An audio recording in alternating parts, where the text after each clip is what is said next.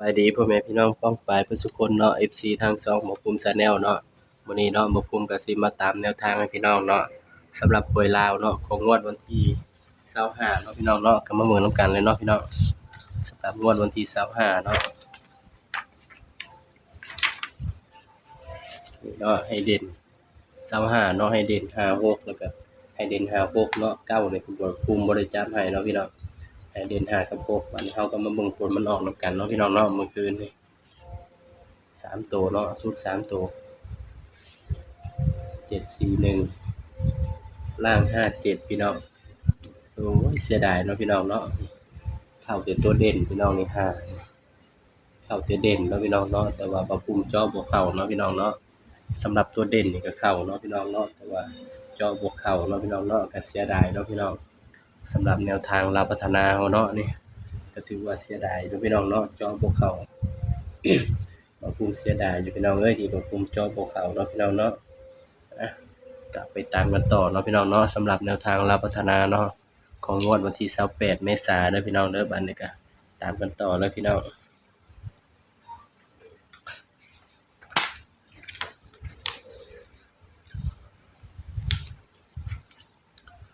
สำหรับงวดวันที่28เมษายนเนาะพี่น้องเนาะ8เมษายน2568เนาะ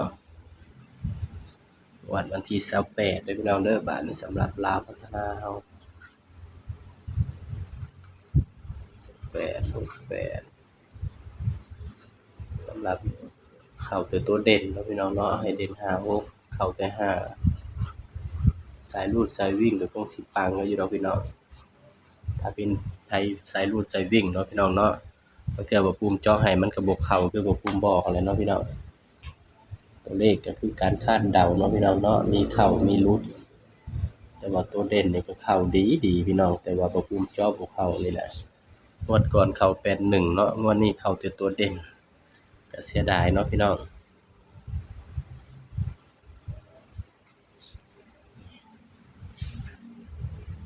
ก็มาเบิ่งเด่นนำกันเนาะพี่น้องเนาะมาภูมิใส่เด่นตัวใด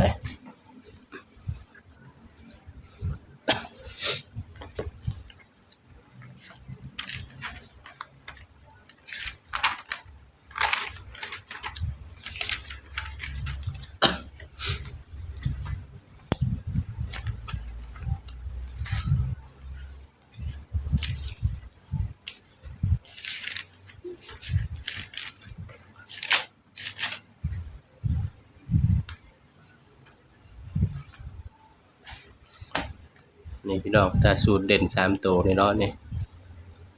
จักงวดนี่ถ้าดูถ้าว่าสูตรเด่น3ตัวเนาะ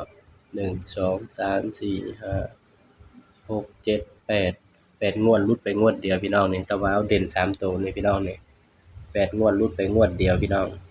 ถ้าว่าเอาสูตรนี้เนาะนี่8งวดหลุดงวดเดียวเนาะ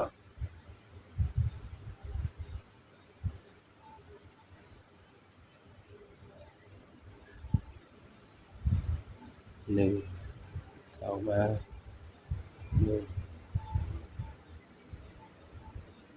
2 1 1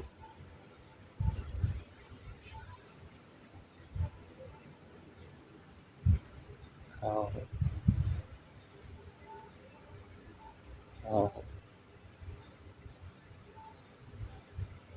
เข้า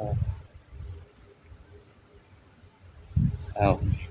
เดี๋ยวบ่ภูมิก็สิขออนุญาตสูตรนี้เนาะนี่8งวดหลุดไป2งวดเนาะสำหรับสูตรนี้เนาะอะ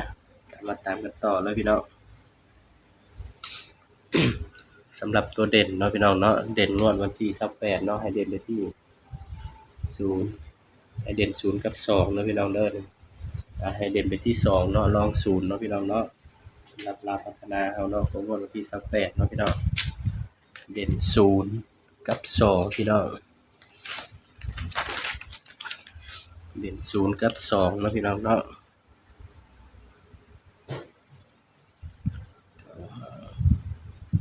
กับ0 7 8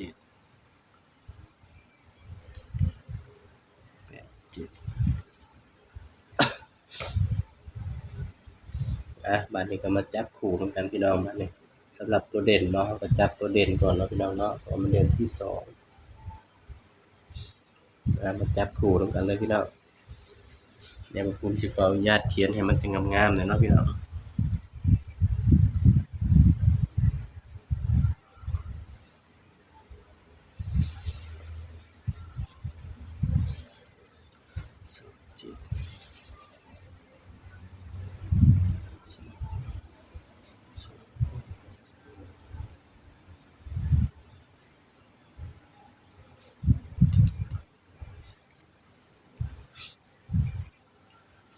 29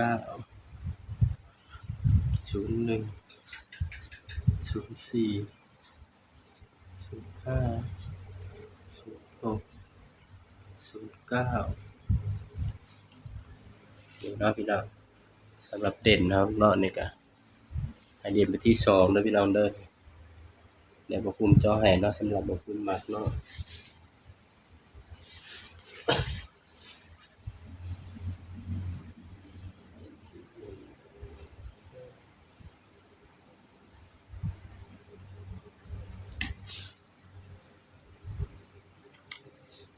ก็คือ26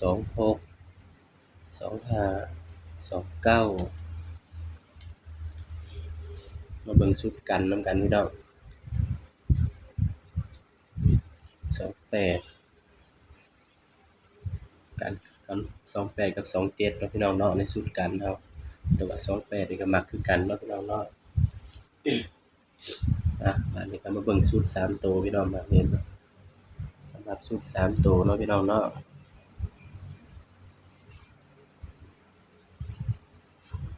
046 026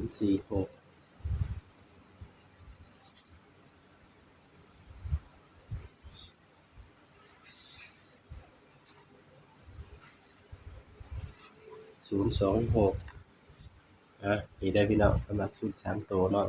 สำหรับแนวทางเนาะหวยลาวพัฒนาของงวดวันที่28เมษายน68เนาะพี่น้องเนาะนี่ถ้าใครมักแนวทางนี้ก็ฝากกดไลค์กดแชร์กดติดตามให้ด้วยพี่น้องเด้ออีกสูตรหนึ่งก็คือนี่นะพี่น้องสำหรับตัวเด่นอีกสูตรหนึ่งเนาะนี่เด่น9กับ0คือ9นี่มันก็ซ้นกันเนาะพี่น้องเนาะนี่สำหรับคลิปนี้เนาะก็ฝากพี่น้องมีเพียงส่ำนี้เนาะพี่น้องเนาะอย่าลืมกดไลค์กดแชร์กดติดตามเบาภูมิชาแนลนี่เด้อพี่น้องเด้อสบายดีครับ